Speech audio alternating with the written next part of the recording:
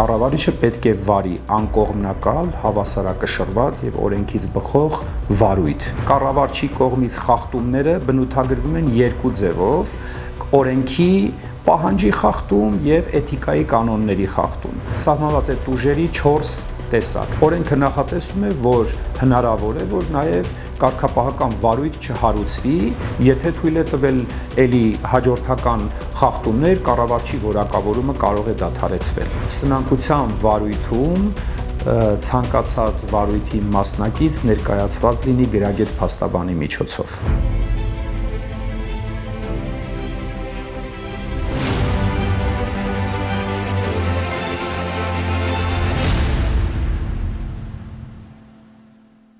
Սնանկության մասին օրենքը կառավարչի համար սահմանում է վարքագծի կանոններ, որոնք դրսևորվում են 5 կետերով։ Առաջինը՝ կառավարիչը պետք է վարույթի մասնակիցների նկատմամբ դրսևորի հարգալից վերաբերմունք։ Երկրորդը՝ կառավարիչը պետք է վարույթի մասնակիցներին պարզաբանի սնանկության վարույթի էությունը եւ բնույթը։ Երրորդը՝ կառավարիչը պետք է պահպանի սնանկության վարույթում իրեն հայտնի դարձած գաղտնիք հանդիսացող տեղեկությունները, չհրապարակի դրանք։ Չորրորդը՝ կառավարիչը պետք է վարի անկողմնակալ, հավասարակշռված եւ օրենքից բխող վարույթ։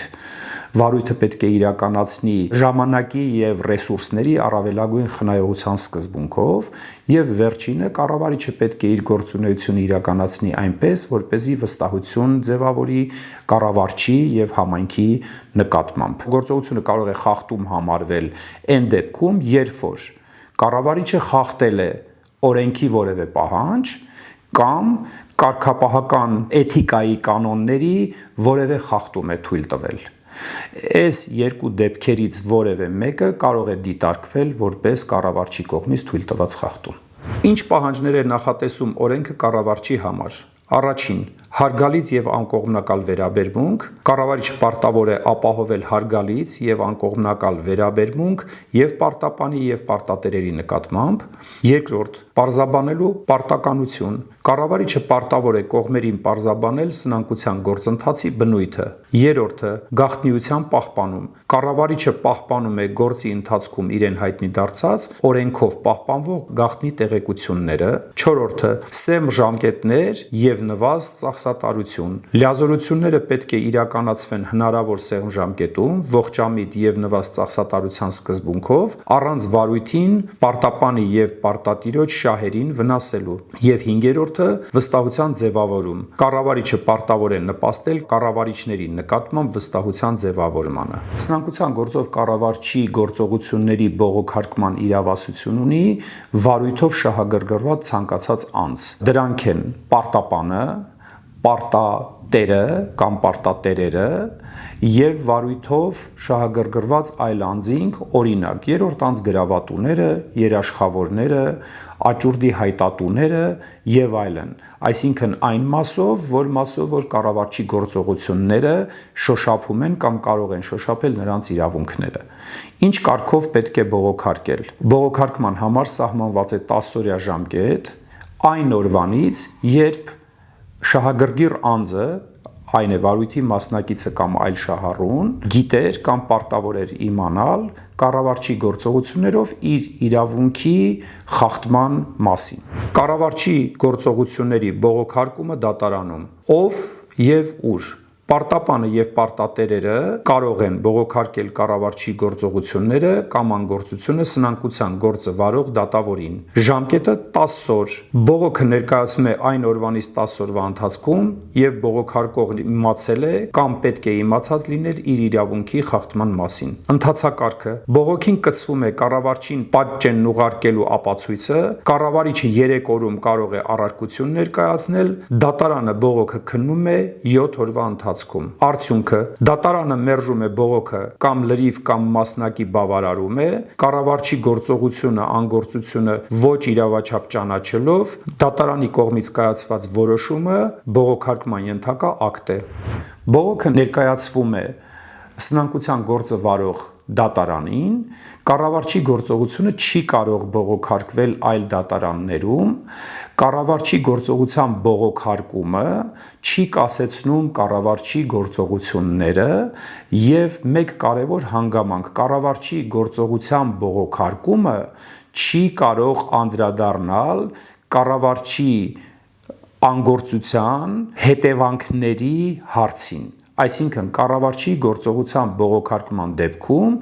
դատարանը գնահատական է տալիս միայն կառավարչի գործողություններում խախտում լինել կամ չլինելու հանգամանքին։ Եթե որևէ մեկը գտնում է, որ կառավարչի գործողության հետևանքները պետք է վերացվեն կամ այդ ուղղությամբ կառավարչին պետք է պարտավորեցի գործողություններ կատարել, ապա դա պետք է կատարվի առանձին հայցադիմումի տեսքով։ Ինչ է կարևոր իմանալ դատական բողոքարկման մասին։ Առաջին, գործողությունները չեն կասեցվում։ Բողոքարկումն ինքնին չի կասեցնում կառավարչի գործողությունները։ Երկրորդ, միայն սնանկության գործը վարող դատարանում կարելի է բողոք ներկայացնել։ Կառավարչի գործողությունները չեն կարող բողոքարկվել այլ դատարաններում։ Երրորդ, հետևանքները վիճարկման շրջանակից դուրս։ Գործողությունների անգործության վիճարկման շրջանակներում չի կարող անդրադարձ կատարվել դրանց հետևանքների վերացմանը։ Չորրորդ, հետևանքների վերացումը առանձին հայցով։ Հետևանքների վերացման պահանջը շահագրգիռ անձը կարող է ներկայացնել առանձին հայցի շրջանակներում։ Կառավարչի կողմից խախտումները բնութագրվում են երկու ձևով՝ օրենքի պահանջի խախտում եւ էթիկայի կանոնների խախտում։ Ուզում եմ ընդգծել, որ օրենքի խախտում թույլ տալու դեպքում կառավարչի գործողությունների բողոքարկում կարող է իրականացվել ինչպես դատարանում, այնպես էլ լիազորված մարմնում, որն է Հայաստանի Հանրապետության Արդարադատության նախարարությունը։ Եթե կառավարիչը թույլ է տվել օրենքի խախտում, բողոքարկող կողմը կամ այն անձը, ում իրավունքը խախտվել է, դիմում է Հայաստանի Հանրապետության Արդարադատության նախարարին, խնդրելով հարուցել կարգապահական վարույթ եւ իրականացնել ուսումնասիրություն։ Պարտադիր է, որպեսզի այդ բողոքի մասին տեղեկացված լինի նաեւ կառավարիչը, եթե հարուցվում է վարույթ, ապա դրան մասնակից է դարձվում եւ կառավարիչը եւ դիմումատուն, այսինքն բողոքող կողմը, եւ վարույթի շրջանակներում քննարկվում է կառավարչի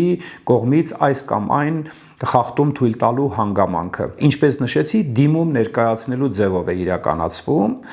եւ երկրորդը, որ կառավարիչի նկատմամբ կարող է վարույթ հարուցվել, երբ որ նա թույլ է տվել էթիկայի կանոնների խախտում, վարքագծի կանոնագրքի խախտում, այս դեպքում հարցի քննարկման լիազորված մարմինը սնանկության գործով կառավարիչների կոլեգիա ինքնակարգավորվող կազմակերպությունում ստեղծված կարգապահական հանձնաժողովն է, որը նույն կերպ ուսումնասիրում է եւ գնահատական է տալիս կառավարչի կողմից այս կամ այն վարքագծի կանոնը խախտած լինել չլինելու հարցին։ Ուզում եմ ուշադրություն հրավիրել այն բանի վրա, որ շատ հաճախ, որը եւ բնական է, վարույթի մասնակիցները չեն զանազանում օրենքի խախտումը վարքագծի կանոններից եւ ստացվում է, որ կան դեպքեր, երբ որ նույն բողոքը ներկայացվում է եւ Արդարադատության նախարարություն, եւ դատարան, եւ կարգապահական հանձնաժողովին։ Օրենքը սահմանում է, որ եթե մարմիններից որևէ մեկը գնահատում է, որ այդտեղ առկա է մյուս մարմնի գնահատման հարց, օրինակ, եթե Արդարադատության նախարարությունը ստանում է այնպիսի բողոք, որտեղ առերևույթ առկա է էթիկայի կանոնների խախտում, ապա Արդարադատության նախարարությունը այդ հարցը ուղարկում է կարգապահական հանձնաժողովին քննարկման։ Եվ հակառակը, եթե կարգապահական հանձնաժողովը ստանում է բողոք, որտեղ կա օրենքի խախտման առերևույթ դեպք, ապա ըստ էության նման բողոքը կարգապահական հանձնաժողովը չի կարող լսել եւ այդ բողոքը պետք է ուղարկվի Արդարադատության նախարարություն ուսումնասիրության։ Դիմումը լիազորված մարմնին, Արդարադատության նախարարությանը, ով է վերահսկում կառավարիչների եւ նրանց ինքնակարգավորվող կազմակերպության նկատմամբ վերահսկողությունն իրականացնում է լիազորված մարմինը, Հայաստանի Հանրապետության Արդարադատության նախարարությունը։ Ինչ հիմքով դիմում ներկայացնել։ Լիազորություններն իրականացնելիս օրենքի կամ այլ նորմատիվ իրավական ակտերի ակնհայտ խախտում թույլ տալը, որը կատարվել է դիտավորությամբ կամ կոպիտ անփութությամբ, այս հիմքով վարույթը հարուցում է արդարադատության նախարարը։ Ինչպես դիմել։ Օրենքը դիմումի համար որևէ չափորոշիչ չի սահմանում, դիմումը կարող է ներկայացվել կամայական ձևով, կարևոր է, որ դիմումը լինի ստորագրված, որովհետև չստորագրված դիմումները քննարկման ենթակա չեն։ Թե արդարադատության նախարարության կողմից իրականացվող վարույթում, թե կոլեգիայի կողմից իրականացվող վարույթում սահմանված է տուժերի 4 տեսակ՝ նախազգուշացում, նկատողություն, խիստ նկատողություն եւ որակավորման դադարեցում։ Ուրեմն առաջին երկուսը կարող է կիրառվել կոլեգիայում իրականացվող կարգապահական հանձնաժողովում իրականացվող վարույթի շրջանակներում, այսինքն էթիկայի խախտման դեպքում, իսկ բոլոր 4 տուժերից որևէ մեկը կարող է տրվել միայն արդարադատության նախարարության կողմից իրականացվող վարույթի շրջանակներում։ Շատ կարևոր է, որ վարույթին վերաբերվում են ինչպես դասական կանոնները, այսինքն թե կառավարիչը, թե բողոքող կողմը վարույթին մասնակից պետք է լինեն, բոլոր նյութերին պետք է ծանոթ լինեն, պետք է լսված լինեն, այսինքն սովորական դատավարական կանոնները գործում են նաև այստեղ, որ կողմերի լսված լինելու իրավունքը կարևոր է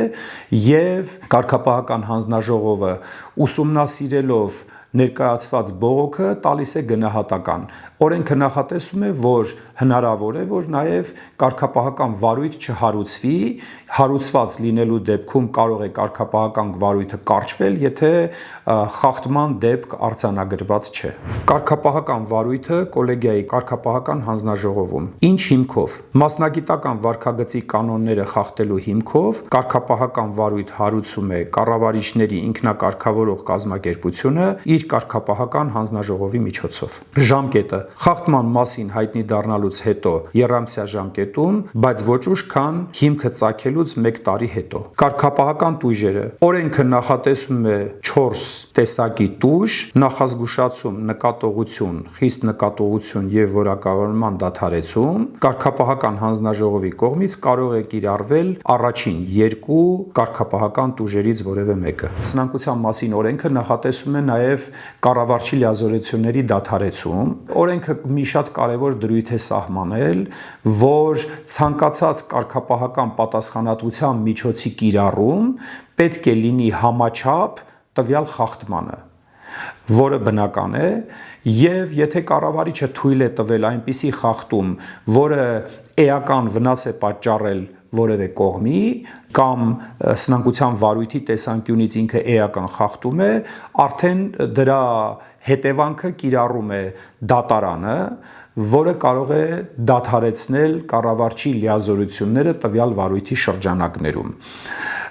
Ինչ հետևանքներ կարող է ունենալ էթիկայի խախտումը, եթե կառավարիչը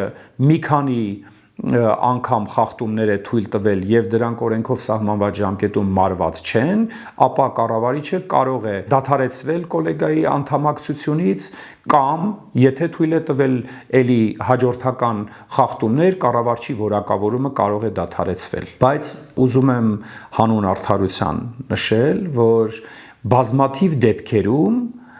մենք հասկանում ենք, որ սնանկության վարույթը շատ զգայուն վարույթ է եւ բազմաթիվ դեպքերում այդ բողոքները շատ ավելի շատ էմոցիոնալ են եւ այսպես ասած գույք կորցնող մարդու կողմից բերված բողոքներ են։ Իրականում կան նաև խախտումների դեպքեր, ես միշտ խորհուրդ եմ տվել եւ այս անգամ նույնպես առիթը օգտագործելով խորհուրդ եմ տալիս, որ սնանկության վարույթում